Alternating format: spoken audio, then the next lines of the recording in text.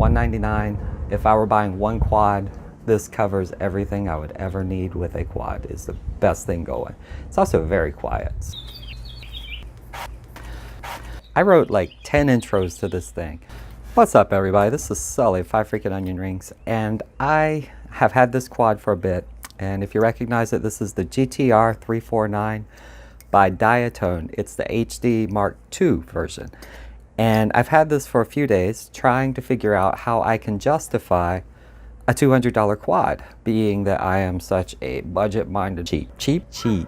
Let's just go with cheap person. So I came to realize that, is it worth $200? I'm going to spoil it for you and say yes, it is. And I'm going to spoil another thing for you and say that there's a $20 off coupon in the description down below. So there's a code down there for $179.99. Gets you an F4 board, 20 amp ESC, that Mamba stack, Caddx Turtle V2, the Runcam TX200, 25200 with smart audio, 1408 Mamba motors, 4000 kV, 4 Gemfan 3028s that you should immediately swap out for some 3050s. Comes with this little body that is completely soft mounted, screws that are pretty freaking awesome, full steel screw going all the way through the flight stack into a little adapter. It comes pre-wired, which is shocking. It is it's a plug and play that comes pre-wired for a free sky. Comes with all that, and I think what's impressive to me, why I say it's worth $200, and I was actually impressed by the fact that I was willing to spend $200, it actually comes with a box of goodies, including extra battery strap. Comes in small, medium, and large, so this thing will fly anything from a 552S, which was how I flew it the very first time, all the way up to a 1500 4S. And with that 1500, you get about 6 minutes of flight time. Now, why would you fly this on 1500? I'm in my front yard, and it's heavy enough, it flies great. And if you're on the 554S in your front yard, you're going to be all over the place, which is pretty cool. It's fun to do. Fast as heck quad. It's like shockingly fast. It comes also with your little control for your Caddx Turtle. I immediately turned it so that as soon as I plug in this quad, it starts recording. It comes with what I think is the coolest thing, which is a bag of screws that are actually already Loctited. So there's blue Loctite on them, everything from an M3 all the way to an M9, which is shocking. Stickers, really good. Some tie wraps, some motor screws. Comes with 10 of these that are already Loctited, so there's no use for using, what do I use? Oh, nail polish. Yeah, no use for using nail polish. Comes with your little, darn it, ding ding diddle darn it, buzzer that you just plug in, and the plug-in is really cool. So take a look in here, you will see 2 connectors, and one of those is for your controller, for your camera, and the other is a plug-in for your buzzer. Now it comes pre-set to use the motors as the buzzer, which is cool. Beeper, you know, the little motor beeper. But if you want to, you can plug in a beeper. 4 props, which were the 3028. And if you're flying the 3028s, it's kind of slow. Flies great though, very smooth. The original PID tune on this was not the best, so I actually just hit default on 351. I didn't reflash it or anything, I just hit the default PIDs and it set everything. But I changed that over, and from that point on, I was just happy. Flew so great. It even comes with a little XT30, so you can swap out for your batteries in case you get one that doesn't have an XT30. 2 M2 nuts, which I don't even know where this thing has M2 nuts, but it has them. And a spare ESC to flight controller cable.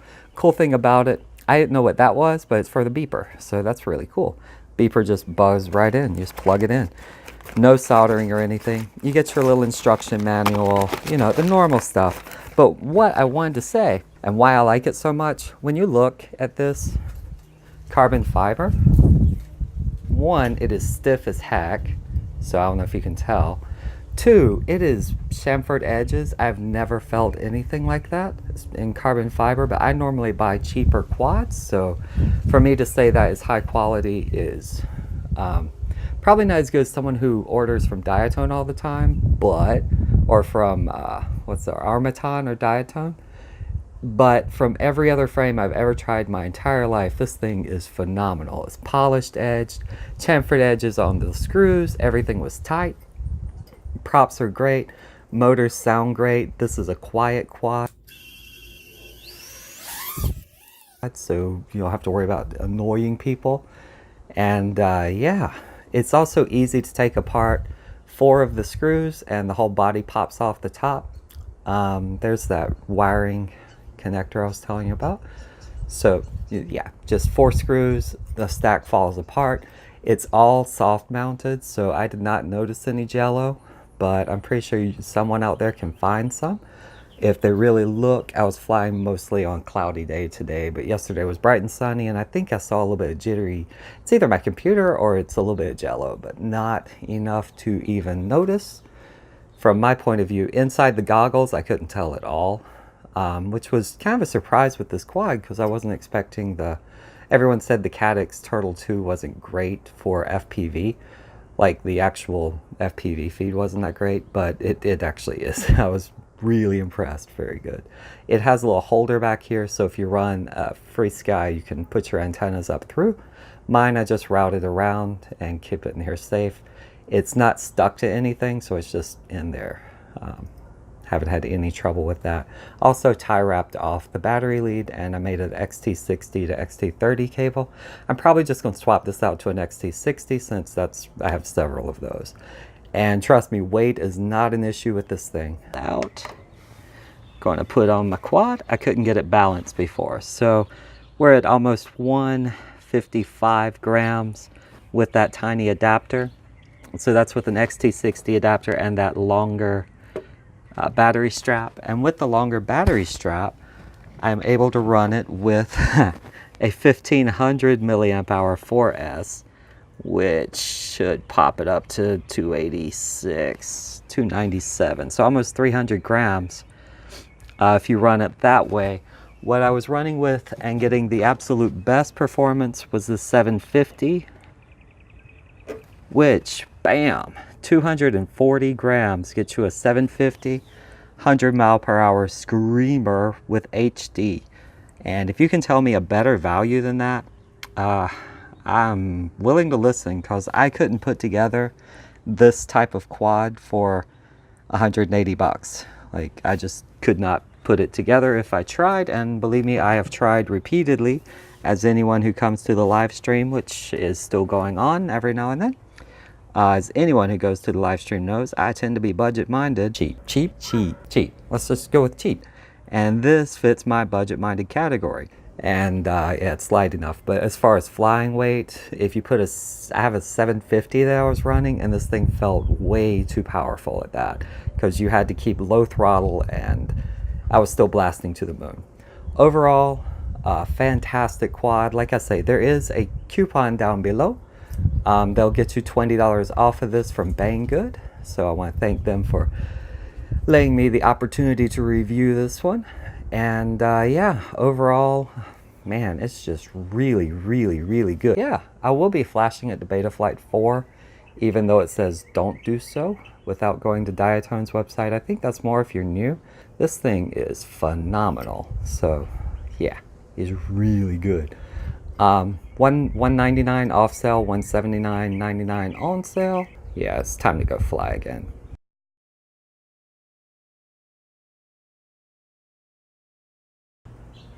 Alright, so if you'll notice, it's very tight in there, but there's a little back holder for your receiver. It has little holders for your antennas. I just slid mine up. I was able to fish the pre-wired UART1. It's pre-wired UART1 for FlySky. It comes with a FreeSky connector on it that I depinned and repinned into a 4 FlySky connector. Not a big deal. It was set so that it came out on this side and you could attach to the back piece, but my FlySky would not fit back here, so I just ran it up in the front and dragged the wire through and pulled straight up through the back antenna holder. This works great. Gets me really good RSSI numbers. This is that RunCam 200. The Cadix board is right below it. If you notice, Cadix board also has the SD card on one side. that just comes in. I wish there was a holder, but a bad enough wreck can eject that card. I haven't done that yet though. The ESC is on the bottom, the flight controller is right in the middle. All that's good, and set up simply. These are steel screws that go all the way from the bottom all the way up through that run cam installation pad, and the VTX is actually screwed right into that top plate. Now the antenna does come with a tie wrap back, which is not horrible since this is a plastic frame, but I like to have mine up and free. I just leave it up. One thing I do not like as much, the camera protection is great. Does have these little nodules sticking out. The only problem with the camera protection that I don't like is that it limits your max to this, and I actually like to fly higher higher max angle, so I might end up cutting some of that out. But as you can see, it's a tight fit, and I was able to get what I wanted out of this maximum up tilt. If you do have it lower, you will see more props in the frame, which is not something I wanted. Was able to tie wrap there. Putting this battery strap in, this is the larger one. Putting it in was actually really easy. It just slid through, came under. For the funny thing with these bolts, they're actually already Loctited. If you look on the package here, they actually come with pre-Loctite on these bolts. And that is just a touch I have never seen, except for the M23s. Well, no, they actually have a tiny touch as well.